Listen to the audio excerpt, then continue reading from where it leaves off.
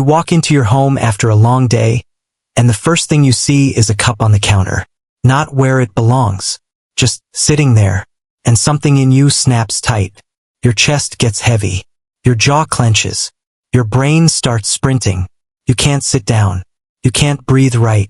You can't even enjoy being home until that cup is in the sink, the counter is wiped, and everything is back where it's supposed to be.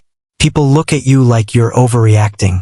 They call you a clean freak, too picky, too rigid, maybe even controlling. But they're not feeling what you're feeling. Because for some of us, this isn't, I like things neat. This is your nervous system going, not safe yet. Let me say the quiet part out loud. For some people, a messy room doesn't just look bad. It feels bad, like physically bad, emotionally bad. And it's not that we want to be like this. It's that our body doesn't give us much choice. When there's clutter on the table, dishes in the sink, or clothes on the floor, it's like there's static in your brain. A low hum of stress that never fully stops. You can't focus. You can't rest. You can't even be present with the people you love. Because part of you is still scanning the room for what's wrong. And the worst part is how often nobody takes it seriously. They think you're being dramatic. But here's what the research has been pointing to for years. Clutter is linked with higher stress. Often measured through things like cortisol, one of the hormones your body uses when it's under pressure. So when your space is chaotic, your brain doesn't read it as a minor annoyance. It reads it as unfinished, unresolved, unsafe. Not unsafe like a horror movie. Unsafe like, I can't fully exhale here yet. And that can keep you in a low-grade fight or flight state, keyword low-grade. You're not panicking. You're just stuck, on edge, restless, tight. So no, it's not always perfectionism. A lot of the time, it's regulation. Think about it like this. Imagine trying to have a conversation while someone's blasting music in the background. You can still hear the words, but it costs you. You have to work for focus. That's what visual clutter does to certain brains. It's constant noise, constant interruption. And if you're highly sensitive or just someone whose brain notices everything, that noise doesn't fade into the background. It stays front and center. It drains energy. It steals attention. It makes small things feel heavy. So when you finally clean your space, when the surfaces are clear and the objects have a place, something shifts. The noise stops. Your thoughts slow down. Your shoulders drop. Your breathing changes. You can finally exhale. And for the first time all day, you feel like yourself again. Now here's a question that hits deeper. What if the mess isn't the real problem? What if it's what the mess represents? Because when life feels out of control, cleaning becomes the one place you can control. You can't control your job. You can't control other people's moods. You can't control the uncertainty of the future or the weight of your own emotions. But you can control whether that counter is clean. You can control whether the pillows are straight. You can control whether the closet makes sense. And in a world that feels chaotic and unpredictable, that small, concrete control is everything. It's not obsession. It's grounding. Wiping down a surface removes more than crumbs. It removes that pressure sitting on your chest. Folding laundry sorts more than clothes. It sorts the tangled thoughts in your head. Your home becomes the only place where chaos doesn't get the final word. Where you get to decide what happens. Where you get to create the calm the rest of the world refuses to give you. And here's what makes this even more meaningful. A lot of people who crave order grew up in environments where there wasn't any. Maybe your childhood home was chaotic. Maybe things were tense, unstable, unpredictable. Maybe clutter meant conflict. Maybe mess meant someone was about to explode. Maybe you learned to read the room by reading the house. So your brain connected the dots early. Disorder equals danger. And now, as an adult, you're not just cleaning your apartment. You're telling your body a new story. Every organized drawer is a promise. This space is different. This space is safe. You're not being compulsive. You're being protective. You're creating the environment your younger self desperately needed, but never had. You're building a home that feels like a hug, instead of a warning. And there's another piece people don't talk about enough. The rhythm of it. Because cleaning isn't just about the result. It's about the process, the repetition, the predictability, folding a blanket, wiping a mirror, vacuuming in straight lines. These aren't always chores.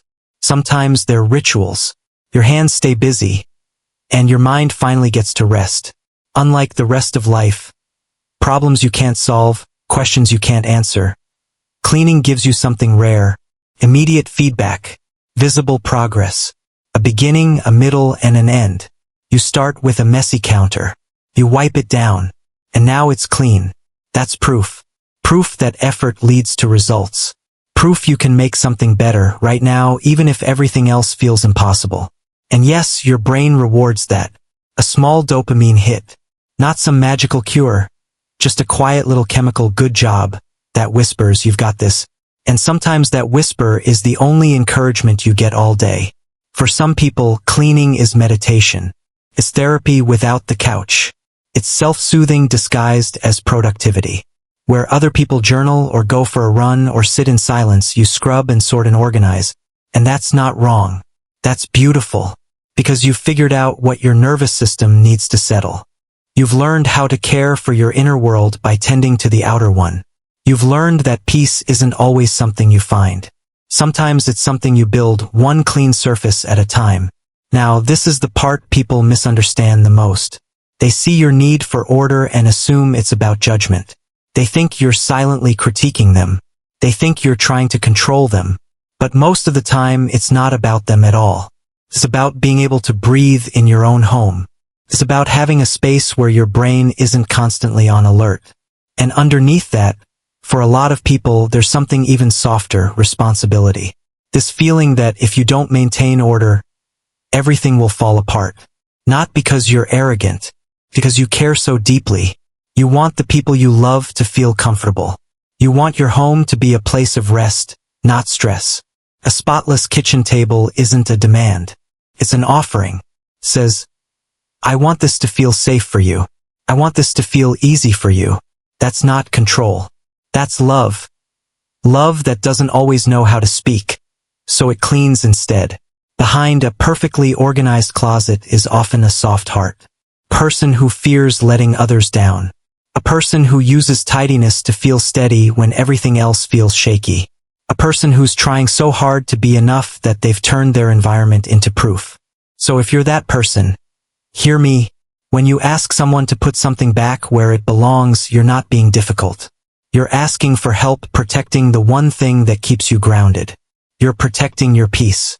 And that deserves respect, not eye rolls. Here's what I need you to know. If you can't relax until your space is in order, there is nothing wrong with you. You're not too much. You're not too picky. You're not controlling or dramatic or obsessive. You understand on a body level that your environment affects your internal state. And you've taken responsibility for it. That isn't a flaw. That's self-awareness. That's emotional intelligence. That's you being brave enough to create the conditions you need to survive, and maybe even thrive, in a world that constantly tries to knock you off balance. Your cleaning is a boundary. It's your way of saying, I matter. My peace matters. My nervous system matters. And I'm allowed to protect it. So the next time someone calls you a perfectionist, remember this. They're not living in your body. They're not feeling what you feel. They don't know what it's like to walk into a messy room and feel your chest tighten, your breath shorten, your mind spiral. For you, a clean space isn't about aesthetics. It's about being able to exist comfortably in your own skin. And you don't owe anyone an explanation for that. You're not broken. You're doing what you need to do to feel okay. And in a world that's constantly chaotic, unpredictable, and overwhelming, creating order in your own little corner is one of the most powerful things you can do. So keep folding those blankets. Keep wiping those counters. Keep organizing those drawers. Because every time you do, you're telling yourself, I'm worth the effort. This piece is worth protecting. And I'm allowed to feel safe in my own home. If this resonates with you, I want to hear about it. Drop a comment and tell me your experience. Do you feel this way too?